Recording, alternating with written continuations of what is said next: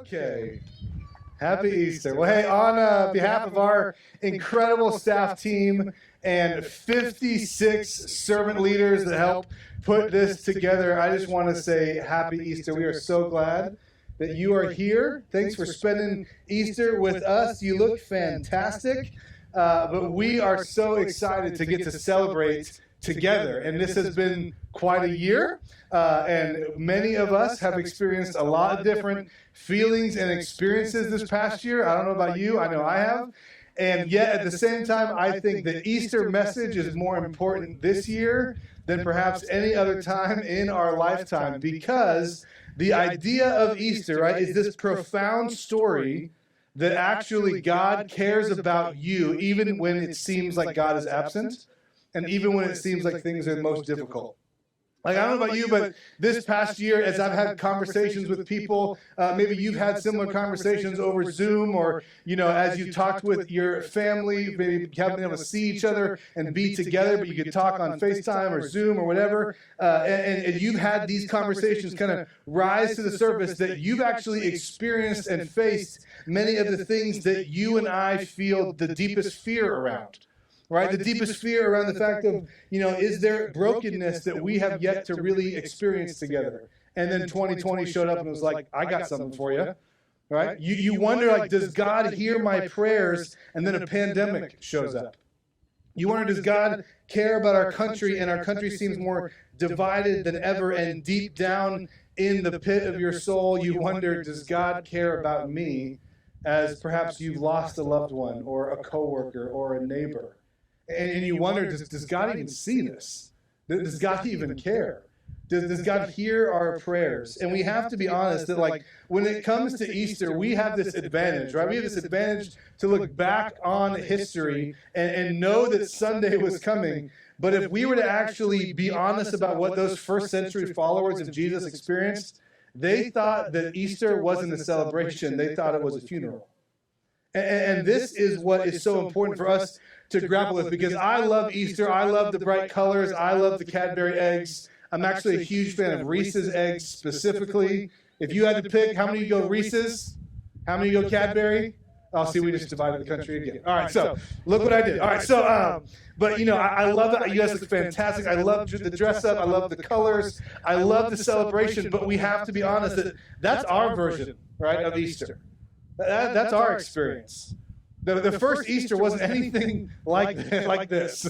There were no flowers growing out of a parking lot. Right? I don't know how they did that. It's amazing. Right? There were no children singing "Oh Happy Day." Right? Like this thing that we refer to, what we experience, what we expect at Easter seemed impossible to those first century followers of Jesus, because when Jesus died, hope died. Like for the first century followers of Jesus, when Jesus died, hope died. After Jesus was killed, there were no Christians. Like, there were no believers. There were no Jesus followers. I don't know if you've ever thought about that. But when Jesus died, nobody thought he was the Savior. Nobody thought he was the Messiah. Right? There was a broken-hearted mother. There were some distraught friends. There was a handful of Galilean fishermen who were fearful for their lives and probably disappointed that they had wasted the last season of their life following a carpenter from Nazareth. Right? There was no one that believed the claims of Jesus that he was actually the Messiah that they had been waiting for, right? That would lead them to freedom, whether that was freedom from political oppression or religious performance, right? This Jesus movement had gone really, really well for 3 years, but now that Jesus was gone, the movement was over.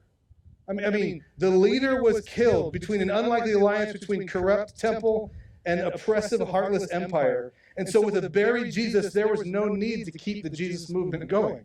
I mean, we all know how this is, right? There's no real queen without Freddie, right? Bon Jovi kind of needs John. It's in the name, right? Clearly, NSYNC was dead without Timberlake. I mean, come on. And the Destiny's Children had a different destiny without Queen Bee. Let's just be honest, right?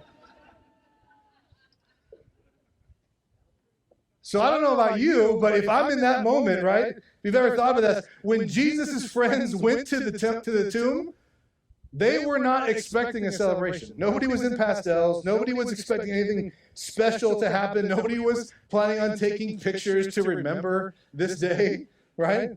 Nobody was counting down from 10.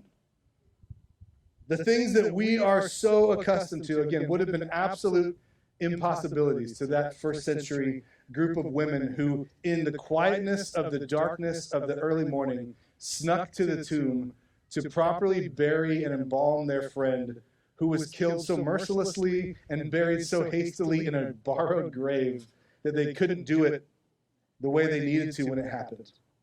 So when they go there, they were expecting a body because they knew that they knew what all of us know, right? When people die, they usually stay dead. Every dead body stays where you left it.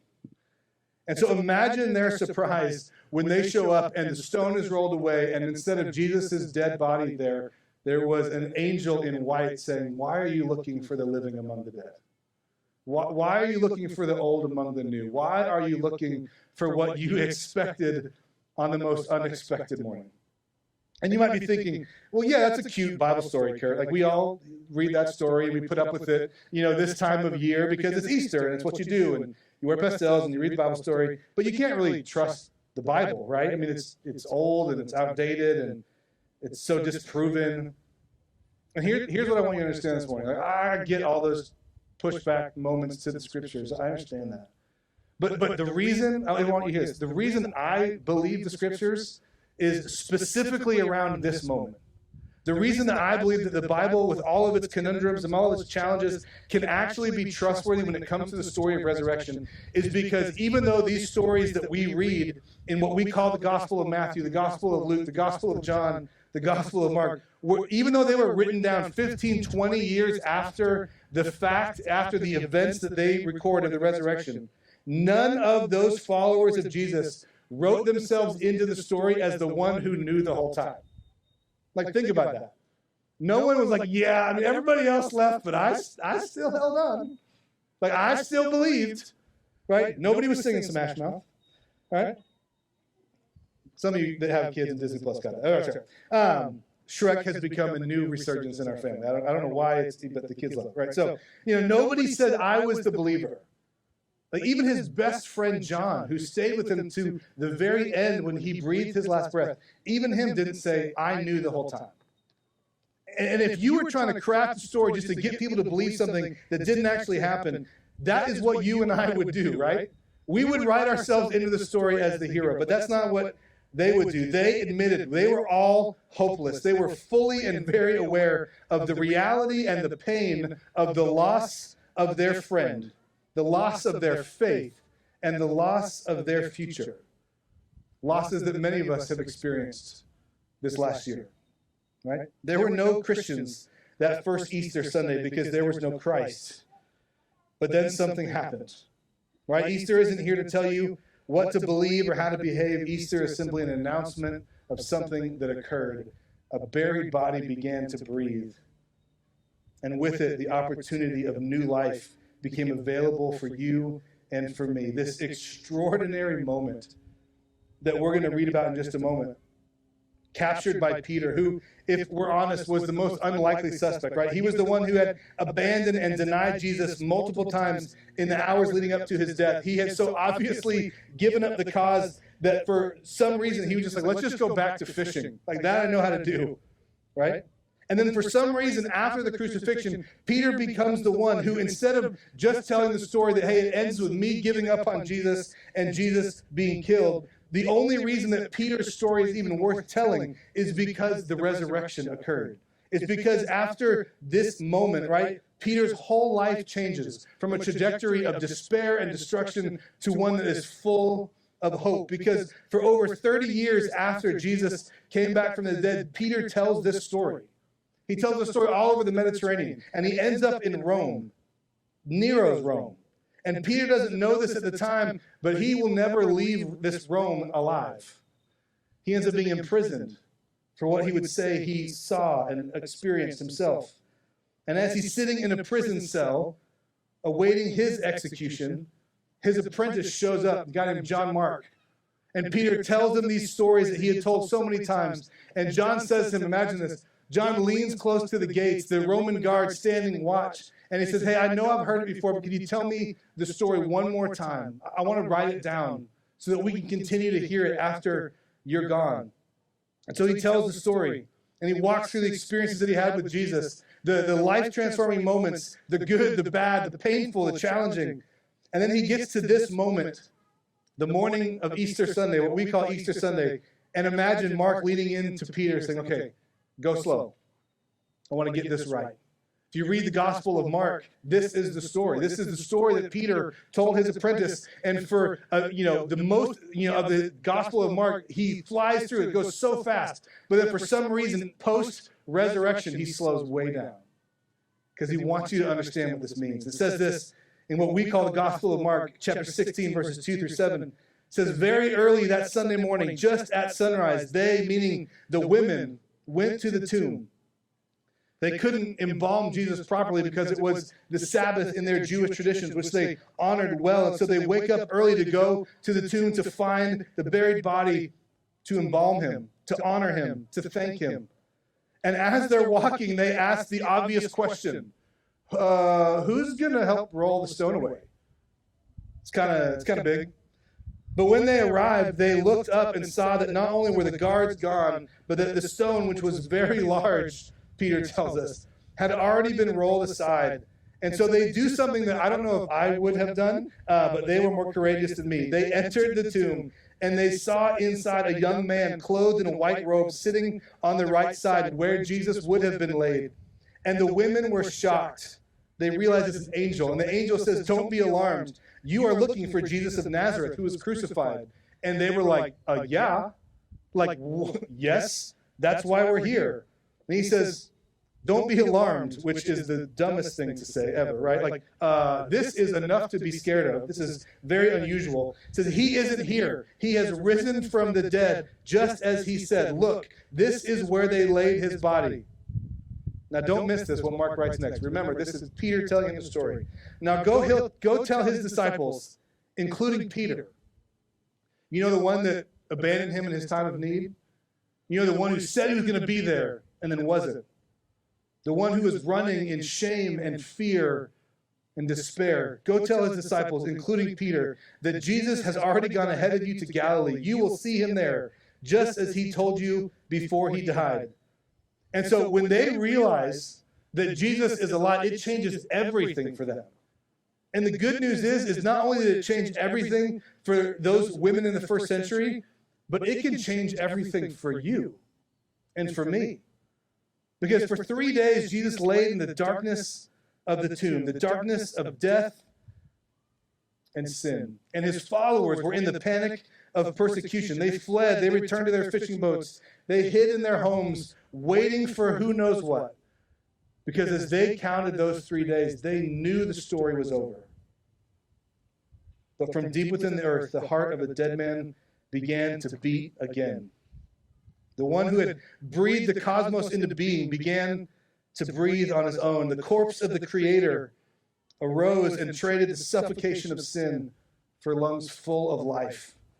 And he traded the burden of the law for the scandal of grace, creating a new way for you and I to connect with God, the constricting grave clothes of religion that everyone in his time period and so many of us still wear. He says, get rid of those. You now have the opportunity for a life-giving personal relationship with Jesus, an open, welcoming, eternal, and restored reality because of resurrection. So whether you find yourself this Easter morning feeling more like a sinner or more like a saint, whether you're a single mother, a forgotten brother, whether you have been an unwanted daughter or you find yourself because of COVID without a father, whether you're black, white, Latin, Asian, broken, whole, weak, or strong. If you're here this morning and you don't feel like you belong at Easter, I want you to know that resurrection shouts at you that freedom is possible, that freedom actually has come, that love is alive, and that no matter how dark the circumstance becomes, hope will arise because Jesus came back to life. See, when Jesus died, hope died. But because Jesus rose, hope will arise. Because Jesus rose for you, hope can arise in your life. See, this is what's so beautiful, right? is that God would go through all of that for you. That God would go through all of that for you. And the invitation for you and for me is that because of Jesus' resurrection, the reality of the fact that he came, died, and came back to life, that you and I have an opportunity for new life. But we have to acknowledge that for our new life to begin, our old life has to end. That was true for Jesus, and it's true for you and me as well. That for our new life to begin, our old life has to end. And Peter would say the same thing. Hey, my old life was a mess. My old life was a mess, and Jesus made it new. And we know this is true, right? When you get married and yet you're still trying to live like you were single, it doesn't work. Right? If you're still trying to figure out how to get a career, but you're still wanting to go out and hang out and do the things that you did when you were in college, it doesn't work. When you become a parent and that new season of life shows up and you can't even finish your coffee while it's still hot. Can I get an amen on Easter Sunday for that? Right? You have to recognize that for a new life to begin, an old life has to end. But that life is available to you now. That no matter how difficult or dark your situation is, no matter how dark your old life you feel it was, that hope can arise for you. Jesus' best friend that I referenced earlier had a similar conversation that he witnessed, that he recorded between Jesus and one of their first followers who had just gone through a devastating loss, a circumstance that many of you could probably relate to, that she had lost her brother. She had lost a loved one, something that she wouldn't have predicted and certainly would never have chosen. This faith-shaking moment, she has a conversation with Jesus when he shows up, and this is what he said. He says, you don't have to wait for the end. You don't have to wait for life to begin then. You can have it right now. I'm here right now as resurrection and life, and the one that believes in me, even though he or she dies, will live. And everyone who lives believing in me does not ultimately die at all. And he asks a question to this woman that I believe he asked to you this Easter morning. Do you believe this? Do you believe this? Not are you signing up for a conversion or for Easter. Not are you signing up for a new way to behave or new rules to follow. Do you believe that Jesus offers you hope and life here, right now? And her response is this: yes.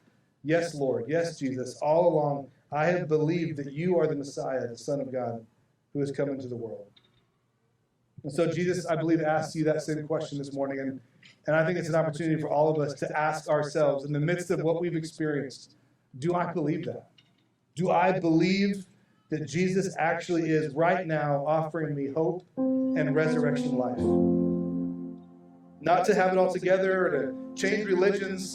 Certainly you don't have to have it all figured out or to even be able to explain it in a way that makes sense, because the women couldn't have done that. Peter definitely could not have done that. Jesus simply asks, do you believe that resurrection changes everything? Do you believe that resurrection can change everything for you? Do you accept that he did that? He died, he gave his life so that you and I could have a new one. Because if Easter is real, I mean, it changes everything. Right? There's no category for resurrection. So if Easter is real, it changes everything. Whether you're hopeful for the first time in a while, or if you're looking around our world hoping that things might eventually get better. Maybe you find yourself desperate for something to put just a sliver of hope in.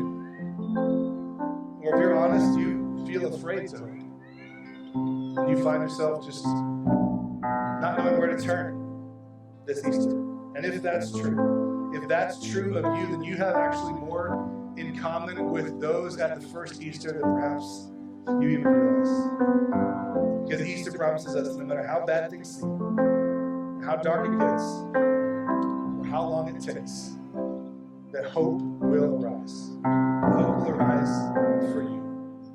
And so I just want to give you an opportunity. It would be remiss as we have this moment together to not give you an opportunity that if you've never decided that you want to receive that gift of Jesus, that if you want to take him up on his invitation to have new life, resurrection life here today, you don't have to wait.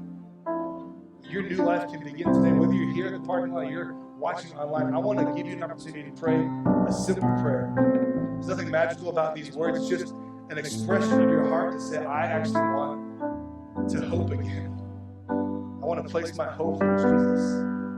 I want hope to arise in me because Jesus rose from the dead. So I would invite you, would you just pray with me?